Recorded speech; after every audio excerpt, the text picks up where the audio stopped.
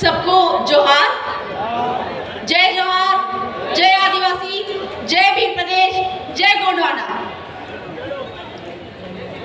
सबसे पहले मैं मुझे आमंत्रित करने के लिए जो आयोजक समिति है इसका बहुत बहुत धन्यवाद देना चाहूँगी।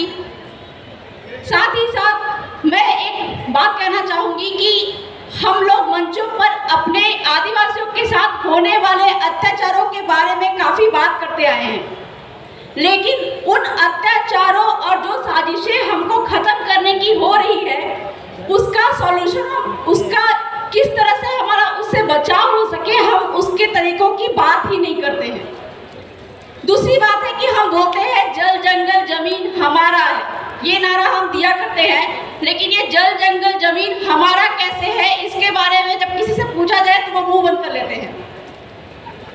कुछ सालों पहले वर्ष 2016-17 की बात है, माननीय संयुक्त राष्ट्र संघ के जो परमानेंट फोरम के उपाध्यक्ष हैं फूलमान चौधरी सर, उनके साथ में हम बस्तर छत्तीसगढ़ में गए हुए थे।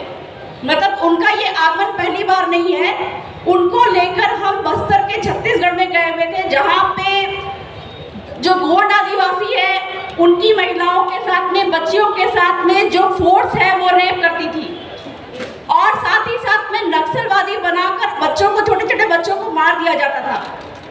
उन क्षेत्रों में मानव अधिकार का हनन जो हो रहा था, इस वजह से फूलमान चौधरी सर को लेकर हम बस्तर भी गए थे और वहाँ पर जो मानव अधिकार का हनन हो रहा था उस पर हम लोगों ने बात रखा और ये रिजल्ट निकला कि आदिवासियों के जल जंगल जमीन और खनिज लूटने के लिए ये सारे साजिशें किए जाते हैं। तो इस पे बात हुई, वहाँ पे काम भी हुआ और तब जाकर बस्तर छत्तीसगढ़ में आज के डेट में कहीं पे भी बलात्कार और जो नक्सलवादी बोलकर जो हमारे आदिवासियों को मारा जाता है वो आज नहीं हो रहा है। तो इस प्रकार से संयुक्त राष्ट्र संघ के पास में जो यूनाइटेड नेशन संगठन है इसके पास में काफ़ी सारे पावर है। तो आज के इस मंच के द्वारा मैं उनको सॉल्यूशन के स्तर पे उनको संविधान को जोड़ते हुए थोड़े जो हमारे जो विचार हैं, हमारी जो प्रार्थना है, उन बातों को मैं रखना चाहूँगी जो कि मैं पहले भी उनके समक्ष में रख चुकी हूँ, फूलमान सर के समक्ष में रख चुकी हूँ।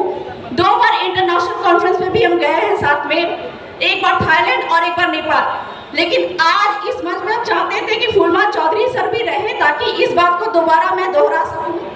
पहली बात तो ये है कि संविधान में अनुच्छेद 13(5) में हमारे जो संविधान निर्माता थे जयपाल सिंह मुंडा दादा, उन्होंने कहा था कि संविधान में हमको आदिवासी शब्द से नवाजा जाए, हमको अनुसूचित जनजाति शब्द बिल्कुल पसंद नहीं है। तो संविधान के अनुच्छेद 13(5) में आदिवासी शब्द था जिसको एक साजिश के तहत हटाया गया और अनुसूचित जनजाति शब्द हमको नवाजा गया और उसके 5 विशेषताएं बताई गई। जो अनुसूचित जनजाति होने की 5 विशेषताएं बताई गई वो 5 है: भौगोलिक अलगाव, आर्थिक पिछड़ापन, घुलने मिलने से कतराना, आदिम जनजाति गुण और भौगोलिक अलगाव। और ये 5 जो हमारे जो रीति रिवाज परंपरा से लेके भौगोलिक अलगाव, या 5 विशेषताएं अगर हम आदिवासियों में नहीं पाई जाती है तो हमको अनुसूचित जनजाति से निकाल दिया जाता है और एक बार अनुसूचित जनजाति से निकाल दिया जाता है तो हमारा जल जंगल जमीन खनिज पे हमारा जो अधिकार है, जिसमें सुप्रीम कोर्ट के कई सारे जजमेंट आए हुए हैं कि जल जंगल जमीन आदिवासियों की है, इन सारे अधिकार से हमको वंचित किया जाता है सिर्फ एक वजह से कि हमें वो सारे 5 गुण नहीं पाए जाते, हमें वो रीति रिवाज परंपरा जो है आदिवासियों की वो नहीं पाई जाती। तो इसलिए फूलमान सर से या फिर यूनाइटेड नेशन के जो रिप्रेजेंटेटिव यहाँ पे मौजूद है उनसे हमारा ये अनुरोध है कि भारत की सरकार को फोर्स करें, उनसे अनुरोध करें कि भारत के संविधान में आदिवासी शब्द को डलवाया जाए ताकि हमारे हक अधिकारों की जो हनन हो रही है उससे हमको छुटकारा मिल पाए। दूसरी बात है जो बहुत महत्वपूर्ण मुद्दा है, पूरे देश भर में जहाँ भी आदिवासी रहते हो, चाहे वो 5वीं अनुसूची हो, चाहे वो 6ठी अनुसूची हो, 5th शेड्यूल 6th शेड्यूल के अलावा भी मणिपुर, नागालैंड जैसे कई जो क्षेत्र हैं वहाँ पे भी आदिवासी रहते हैं, लेकिन उनको विशेषाधिकार प्राप्त होते हुए भी उन अधिकारों का हनन किया जा रहा है।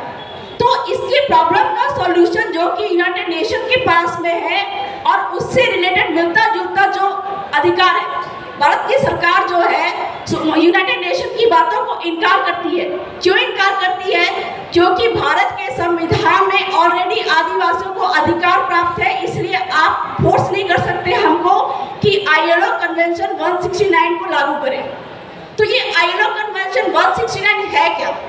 ये ILO कन्वेंशन 169 असल में आदिवासियों के पास में जो स्वशासन का अधिकार है, जिसको अंग्रेजी में बोलते हैं सेल्फ डिटर्मिनेशन। अगर अलग शब्दों में कहा जाए तो अबुआ दिशुक अबुआ राज, मेरे गांव में मेरा अधिकार। ये मेरे गांव में मेरा अधिकार, मावा मान्य मावा राज, इसका जो अनुपालन या इसका जो कहा जाए कि संयुक्त राष्ट्र संघ भी इस चीज को मान्यता देता है, किसमें? ILO कन्वेंशन 169 में। लेकिन ये बहुत बड़ा साजिश है कि भारत की सरकार ने ILO कन्वेंशन 169 यानी कि आदिवासियों के गांव को पूरा अधिकार देने की बजाय उनको ILO कन्वेंशन 107 में बांध के रख दिया। 107 का मतलब होता है, 107 का मतलब होता है कि आदिवासियों को आधे अधूरे जो अधिकार देके उनको ठग दिया, और हमारे जल जंगल जमीन पे जो हमको पूरा अधिकार का पावर जो संयुक्त राष्ट्र संघ भी देता है, वो चीज मानने से इनकार किया।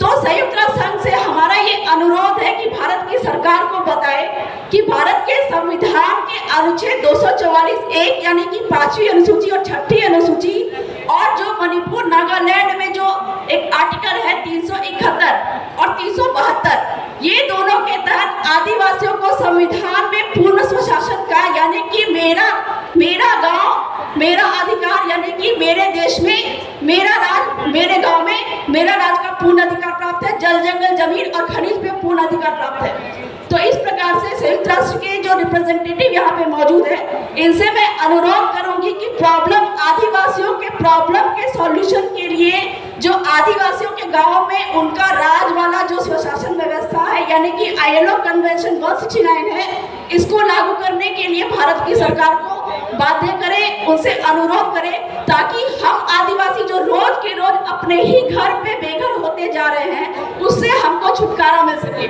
तो बहुत ज़्यादा तो मैं नहीं बोलूँगी, जितने भी अधिकार है हमारे गाँव को मिल रही है, और अगर हम अपने गाँव का सशक्तिकरण कर देते हैं तो किसी के सामने में भी, किसी भी सरकारों के सामने में हमको हाथ फैलाने की जरूरत नहीं पड़ेगी। तो अपना विकास, अपने गाँव का विकास, अपना विकास हम खुद कर सकते हैं। चलिए मैं बहुत ज़्यादा नहीं बोलूँगी, इतना ही कहकर मैं अपनी बातों को विराम देती हूँ।